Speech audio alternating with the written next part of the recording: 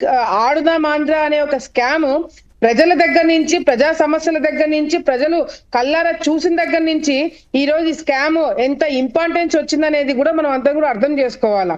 ఇంకోటి ఏంటంటే ఈ వీళ్ళు వచ్చిన తర్వాత ఎట్లాగైనా మమ్మల్ని ఈ స్కామ్ లో మమ్మల్ని పట్టుకుంటారనే భయంతో ఎప్పుడైతే ప్రభుత్వం మారిందో వెంటనే దానికి సంబంధించిన రికార్డులు కావచ్చు, దానికి సంబంధించిన పేపర్లు కావచ్చు, ఆఫీస్ లో ఉన్నవి అంటే కొత్త చైర్మన్ శాప్ చైర్మన్ కొత్త ఆయన రవి గారు ఎక్కక ముందే అవన్నీ కాల్ చేయడము పగలగొట్టడం జరిగిందంట.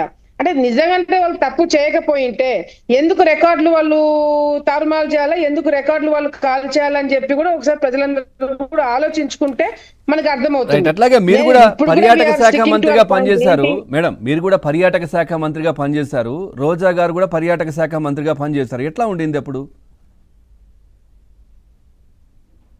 ఆమె ఎక్కడ పనిచేయలేదండి. అంటే టూర్లకైతే వెళ్ళారు కదా. గతంలో వైసీపీ నాయకులు మంత్రి